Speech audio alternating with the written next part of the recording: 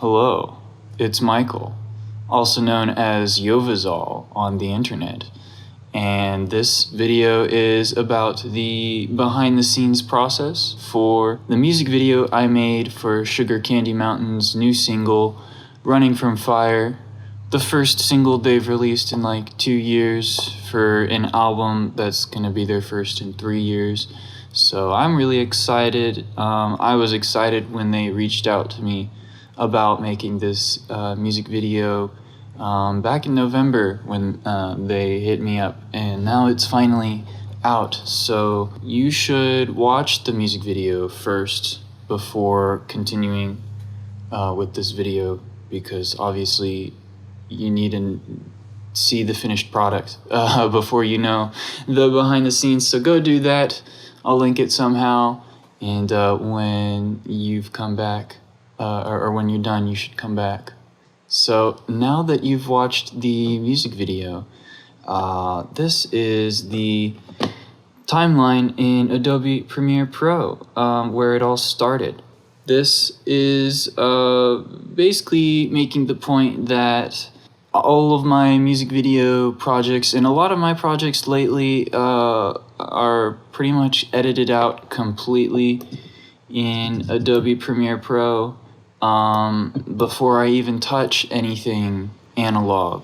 That may come as a bit of a shock, especially if you know my channel only because of the analog video gear, but I would consider myself first and foremost a video editor, or just a video artist in general. So basically I spend more time in Premiere Pro than I do with anything hardware.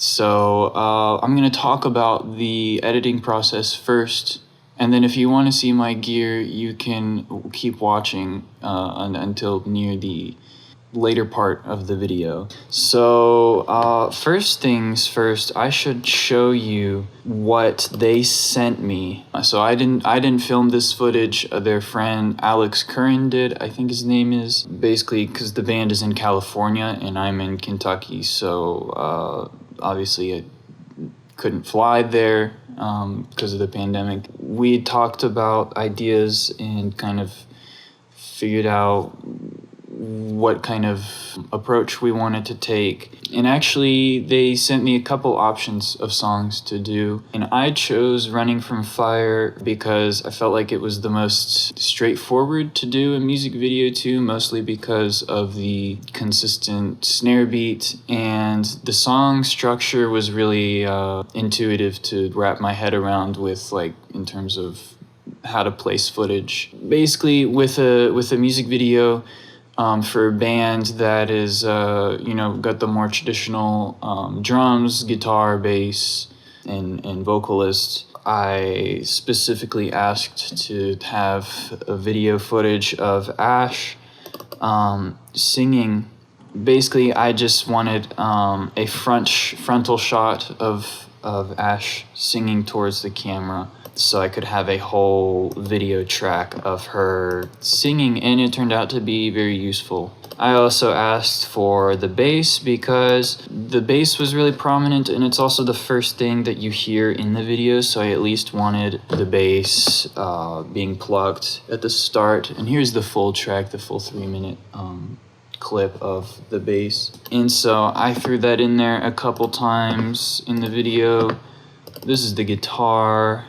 Oh, and I asked specifically for as plain of a background as possible. They did a really good job of giving me just a white background. And the reason why is because that makes it really easy to key out the background if I want to and key things in. They got really good footage of Will on the drums. I think this was the one that I used a lot. Yeah. And there were like key moments where the drums are being hit, and I really wanted to, like that, show that in the video. So in a way, this was pretty like instrument, like showing the instruments of the song, and then also them in this environment, which is a really awesome place they chose to film because it was winter at the time.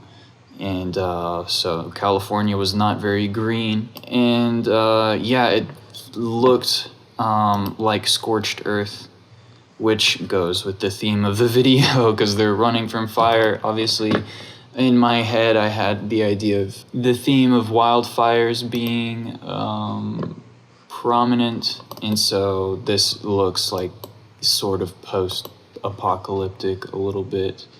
There's some really cool shots of them against the sky. I was glad about that. I'm glad Alex did a variety of stuff because honestly, this was the case where I needed the footage first and then invented the video basically through the edit. As they say, it's all in the edit. So I'm given this footage and supposed to do something with it. I loved this shot because it's very energetic. This was also, some of these were shot in 60 frames per second, which makes it really nice because you can slow it down to 50% speed, get some nice slow motion. There's Will climbing a tree, which I think is funny. I should have put a little frame of that in the video like that, just zoom in on his face. Oh yeah, this shot here was actually really useful and turned out to be a kind of a set piece for the video. And it's basically just Ash walking down the mountain. It's not Sugar Candy Mountain, but in my head it was. So, you probably see this stuff, but I will get to that later because now I'm gonna show you the edit in Premiere Pro. This is a lot of clips and I did a lot of layering, but the first step really was to line up the footage with the song. So I have the track here. Let me make a new sequence so I can demonstrate what exactly I had to do in this case. There you go, there's the song. So I had to basically drag the song over, lock it so it doesn't change. Say I had the bass track. So of all the tracks that were like one take through the whole song, the important thing was that when they were filming, they were playing the song over a speaker. So that way there would be in-camera audio of the song. There's the in-camera audio. Let's see, where did it actually start? 1, 2, 3, 4. So that's kind of the beginning there, and I would have to bring this up to the beginning of the song, make sure that they lined up. Let's see. Okay, mute that. We're gonna put the actual song there. Sort of close, and I would have to do a lot of tweaks, and I'd have to do that for all the video tracks. So that's the first step really, is to put everything on the timeline and sync it up. So after that, it's time to figure out the best moments from each clip. Obviously, I'm not going to reconstruct the video on camera for you because I have it already done here. I should probably address the obvious first. Why is it in black and white? Well, in this stage of editing, color can actually be kind of distracting. And so really I'm just focusing on how to arrange the shots and compose things like this here. I put Ash literally behind the mountain. I added the smoke effects like it was a wildfire. Color was not the priority at this point, and I actually kind of thought to myself, well, maybe I should do color last because I can do stuff with blend modes. There's this like specific color of blue that I like to use, which go to effect controls. I put it on different. This is that color. This is what I used to get that sepia tone at the end of the video. And this was actually the very last step. So this whole time I did not have it on. I had adjustment layers that was kind of playing around with exposure and tones and stuff. Actually, if I turn the this adjustment layer off, it shows the original color, which is kind of cool looking at it now. And how the video could have looked. but still kept it black and white. So the idea was to have Ash singing the verse and the chorus. Of course, this little intro. There's the bass in the sky. And I did that basically from ultra keying. So ultra keying is a really useful effect because it allows you to pick the color and you can basically key out the color, but it kind of preserves the values and turn the transparency up and down like that. And like I said, I do all of these, as many effects as I can digitally before moving into analog. So we're still not in analog yet. And honestly, this would have been a lot harder to do with an analog video mixer. So this was also a cool set piece that I decided to do. Basically, I just took her frame, keyed out the white. This was also because of Luma keying to get the white out of the way. I had the background kind of the mountain again. So this was also me keying out the sky. If I make those invisible, as you can see, there's a shot there, ultra key. So if you don't know what all these effects are and what's going on, there's a million videos on YouTube about Adobe Premiere Pro. I am not going to talk about how to do all this because there's many people before me. And then this is just Ash singing in front of the camera. And the idea was that like slowly, steadily, there would be more and more smoke in the shot. I got these fire particle videos from the internet, and I basically like used a blend mode to overlay those. This is the screen blend mode. That's what it looked like, but with different blend modes, you can add it on top. Also, sometimes I would like do an artificial zoom in, which is basically through keyframes. If you look here, the scale of the video is increasing. So that's how I got that zooming in on her face, even though it wasn't actually in camera. And then this part was cool because I had the idea ever since I first heard the song. There's this big strumming part of the guitar, really echoey, reverby. It was kind of like a wave of reverb. And so I had the idea to do video feedback only in those parts. So that feedback effect was definitely analog. So when I'm editing videos, I'm trying to keep in mind the moments where I might be doing certain analog video effects because obviously you can't do those digitally, some of those effects. So that's just from experience in knowing when I might want to do those things. But I still keyed in Ash's face in the sky with ultra keying again, and that took a lot of tweaking around to do. There's her face appearing, kind of, I thought was cool, having her mouth kind of like there. And yeah, so this was kind of like them jamming in the middle section of the song. And this was a really good example of me matching the clips to the beat. So if you look at the waveform of the song really closely, you can see the snare and kick poking out. So sometimes when I'm like not really sure how to sync it up exactly, looking at that will be very helpful. And I did a subtle mirroring effect with Will just to keep things trippy. And this part I also was thinking like, yeah, I want to do some video feedback with this, some subtle feedback effects. I've still got this in color, actually. Let me turn on the, there you go, because this is really how I was editing the whole time. This had a lot of, how many layers is that? 1, 2, 3, 4, 5, 6, 7. And the nested sequence, which is just me trying to like preserve. I have a lot of nested sequences usually. Basically, nested sequences kind of keep the effects of the clip locked in. Wow, we're not doing so well here. My computer is struggling to record audio, video, and play with the timeline sequence. Oh, that's kind of trippy. That's still right there. I didn't honestly make this video that trippy.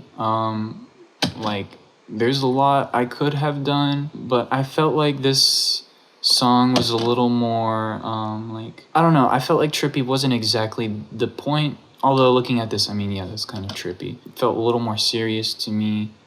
But the idea is that when there's trippy moments, instead of making the whole song like look really trippy, doing it in key moments so like those parts look even more trippier by contrast. Yeah, I just think that the footage that I was provided was really good, and I think that really helped a lot with the tone.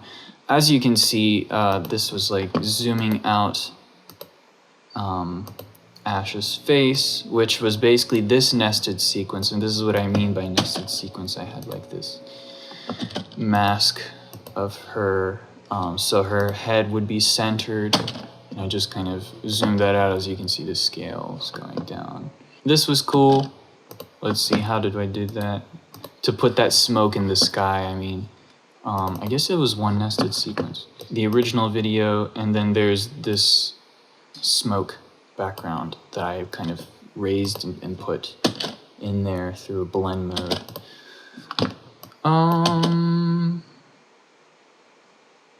There we go. Last guitar part there. And then the outro, which is alternating between Will and Ash to the beat. Basically, at this step, I would export the video. Normally how the process goes, actually, I exported this with color, oddly. This is the actual video that I process with analog video gear. So it's only after all that editing and that I've reached this point that I touch the video gear. So hopefully that clarifies a little bit how certain effects happened, because a lot of stuff, like I said, is done in Premiere Pro because it's just so much easier. So now this is the part you've probably been waiting for or just skipped to, but basically I'm giving the video that I edited an analog video aesthetic with glitches and video feedback. This is a process I figured out by myself, and the gist of it is I press play on the video, it's sent out from my laptop, it gets converted to analog video, I screw it up with this stuff, I convert it back into digital video, and I record it directly onto my laptop, all at the same time, in real time. I'm not going to go into too much detail on the gear because I already have multiple videos that covered this setup, which really came together after like a year and a half of doing live visuals by myself for bands, of which Sugar Candy Mountain was one of them. I also have a capture video, and I don't really want to repeat myself here, but if you haven't seen it, just go watch it. The new thing I'm going to say here is when I'm outputting the video, I extend my displays rather than mirror them. This way I can drag my video over and send it to my gear and still be able to see what OBS is recording. And what I do is I take VLC and make it full screen, and then I drag over the scrubber so I can keep track of the video and pause and play while recording in OBS. Once I've got my video from my laptop converted to analog, I send it straight to the line arrestor, which I've talked about before, and basically all it's doing here is glitching the video signal. That's about all that I need to say. The Canon camcorder does crazy feedback when pointed at a projector screen. The projector screen is actually a second output from my setup. If I really wanted to, I could record the same thing that I'm capturing on my laptop on the camcorder. I will add that people seem to assume that in order to do camera feedback with analog video gear, you need an analog video camera, but actually that's not true. You just need a camera with an output. period. In this case, this is a Canon Vixia GH30, which happens to have analog video out natively using this 3-ringed adapter. And this is true with a lot of camcorders. But even if your digital camera doesn't have analog out, most digital cameras have at least HDMI out, which you can always convert to analog. The important thing I want to emphasize is that analog video effects are really like a performance that I'm recording. At the end of the day, it's not about what gear I'm using, it's more about how I'm performing with the gear I have. Give me any gear and I will find a way to perform with it. Because I'm a dancer. If I'm obsessing over gear, then I'm really just obsessing over the costume. With the dancing analogy, I was dancing with camera feedback. On the parts of the song that I mentioned earlier where there's a huge reverb guitar strum, I tried many times to time myself on this mixer and fade in the feedback at just the right time. Given that there were 8 big guitar strums in this song, I did many takes and at one point kind of just had to give up. There was only one time I used a mixer effect, and that was on the Roland V8. I basically just mirrored the camera feedback for a couple parts. For the rest of the song though, I decided to take it pretty chill with effects and had the line erasers pretty much just give the video an aesthetic. There are some highlight distortions that I like to use a lot from this.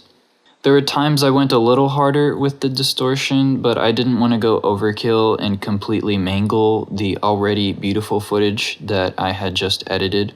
With some parts of the song, I also kind of performed with the line erasers. There were times I would subtly turn the knobs to the beat of the song or otherwise fade them at key moments. Again, let me emphasize, all of these effects are performed and recorded in real time.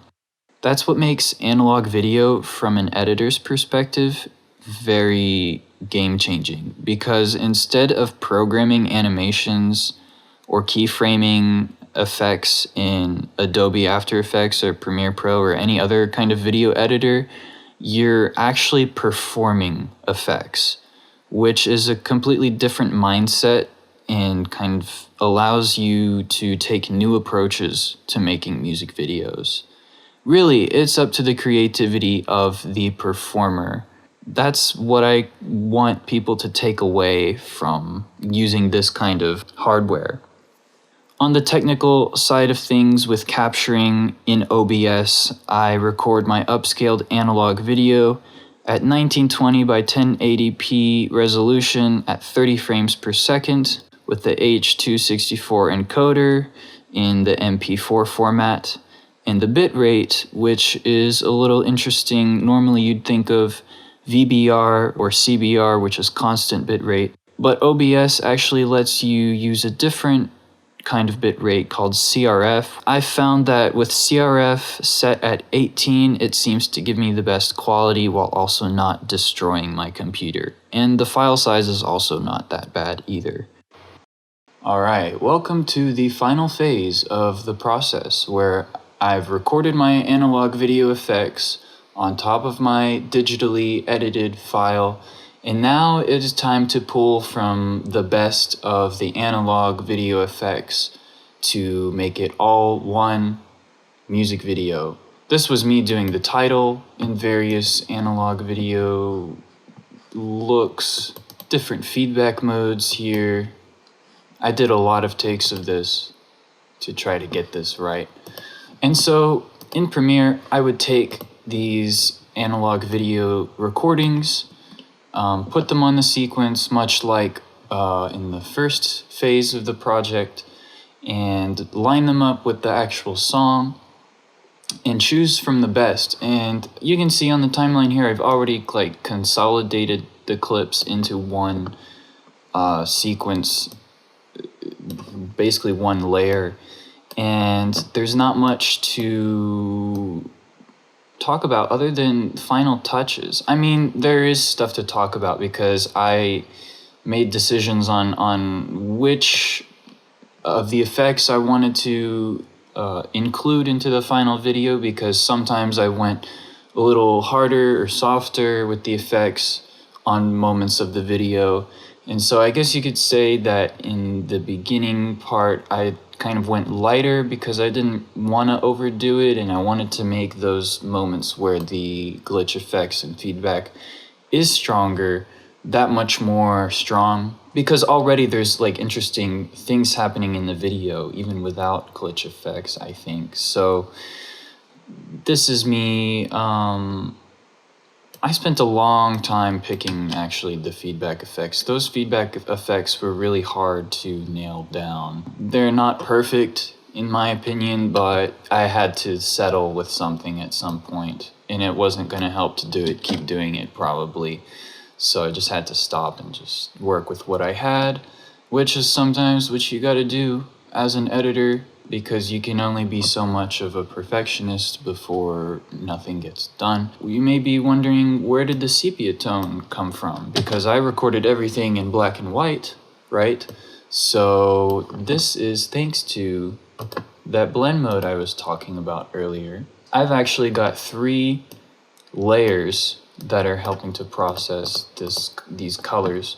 So this is just the raw, how it was recorded with my capture method. So the first thing I did was actually turn on this blue layer, which I talked about before, which is this color, and I did a difference blend mode.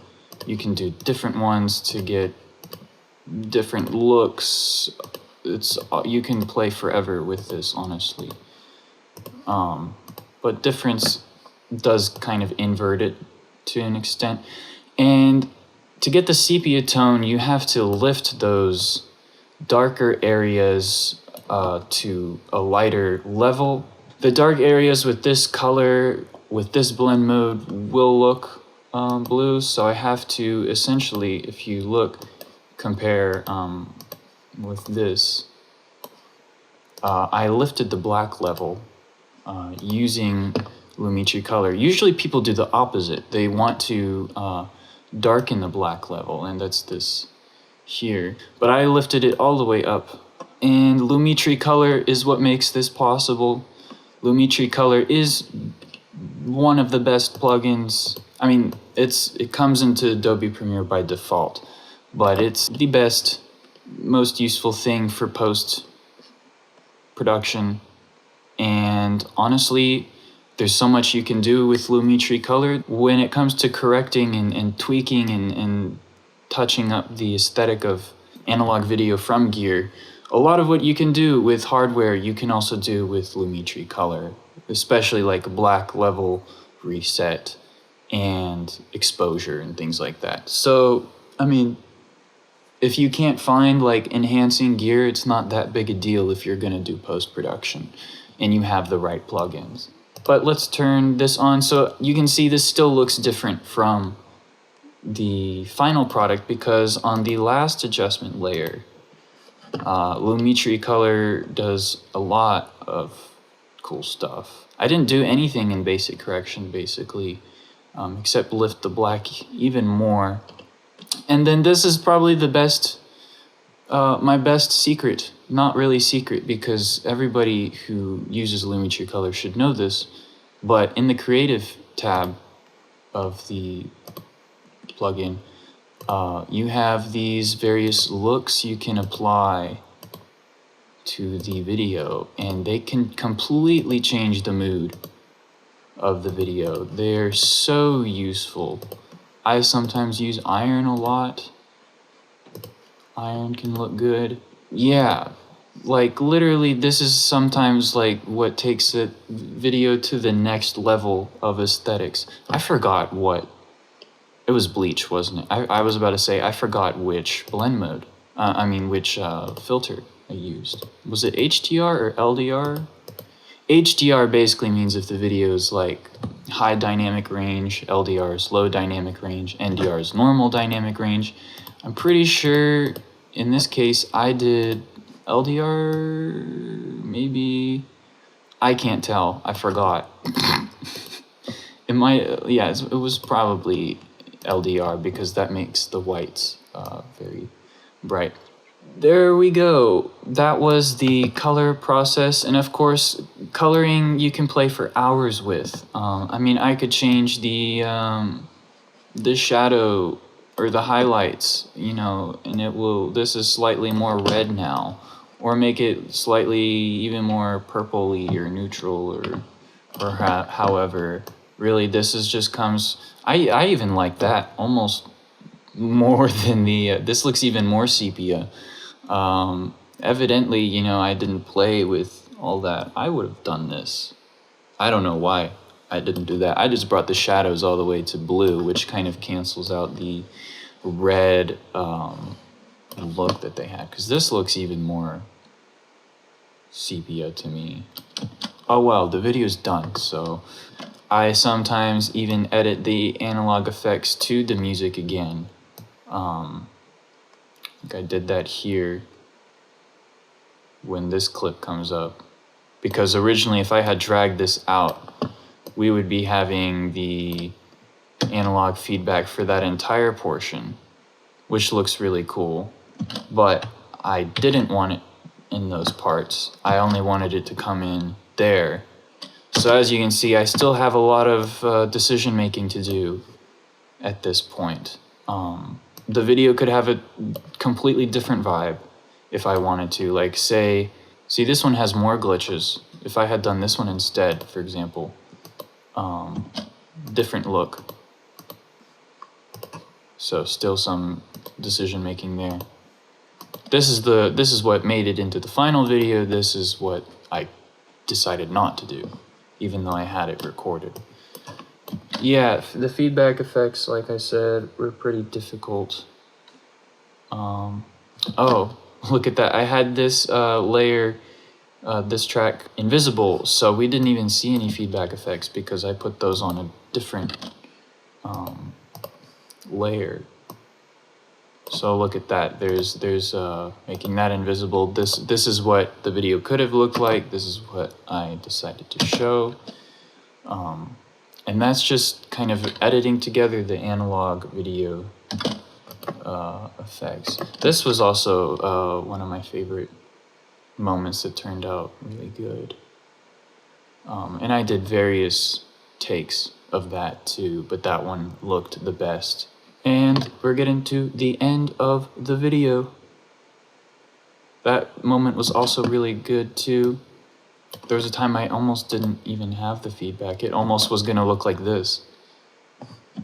But then I decided to do a take where I did have it because the guitar is echoing there. This part, I also could have done feedback too, but I didn't. Just because there's already a lot of feedback. Let's see, did this part have it? Yeah, this part did. This is not in the actual video. This is me just doing more feedback. So, I mean, maybe some things I would have done differently, maybe not. It just really, at the end of the day, no one's gonna know. I mean, you know now because I'm showing you this, but that's just the power of editing. Anything goes. And this part was cool too. There's my name, which I actually, these are two separate recordings. I just overlaid my name under, or had this feedback overlaid on top. That's all I have to say, really. We did it. We did the whole video. And now what I would do is I would just export. What I actually would do, you see how it says 1920 by 1080p? That's standard HD size. But sometimes if I'm like really feeling it, I might, here's what I'll do. I'll take this whole thing, I will nest it, I will make a new sequence, and I will actually make the video size 2560 by 1440, which is like halfway between full HD and 4K, because 4K, I don't do 4K because that would be kind of crazy for analog video and a big file size. I'm trying to copy both, oh, there we go. And I would paste it, the nested sequence, And as you can see, because it was HD, it's smaller in the frame. So I'd make it 130 scale, 134%. And now this is a 1440 video, and the quality will be much better when it's encoded by YouTube. So I'll show you what settings I do for that. Rendered maximum depth, of course. So really, I used to do software encoding, which uses the CPU, and I would do like 2-pass, but it just takes so much longer that it's not even worth it and probably not that noticeable of a difference. So hardware encoding I will do, but you can only do 1-pass variable bitrate video, which if you don't know what I'm talking about, that's okay, because it probably doesn't matter that much. But if it's a 1440p video, I'll do like 100 bitrate, which is a lot. And YouTube's probably going to compress that down to like 30 or 40 megabits per second. And audio is going to be maximum quality. Oh, and the format, of course, is going to be MP4, and I'll just name that. Now we just hit export, and it's going to export. But I'm going to cancel it because I already have this video done. So that's it. That's it for this project. That's how it was done. Now you know. Now you know that most of it is editing. I mean, a good chunk of it is.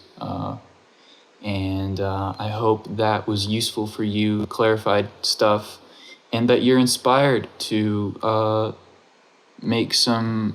think differently about how you can use analog video.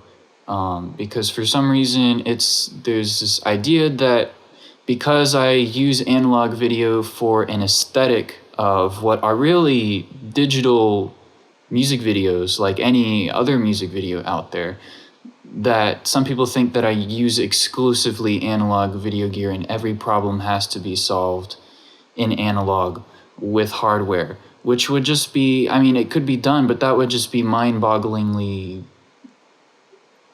insane. I mean, why would you do that? I could record everything onto VHS tapes, right? But it would look much worse than this.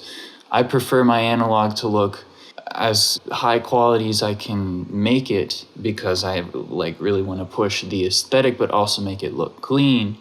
Some people, don't like it that way and really want to emphasize the kind of like lo-fi quality of analog videos. So, I mean, it's just to everybody's preference, but I just want people to know that I primarily think in digital terms because that's the world that we live in. And everything is so much easier to do digitally. I only do analog video effects where analog video effects can only, when they're the only solution to the problem. So that's it for this video. Thanks for watching. You can follow me on social media because I'm at Yovazal everywhere, basically. And yeah, thanks, peace, stay creative.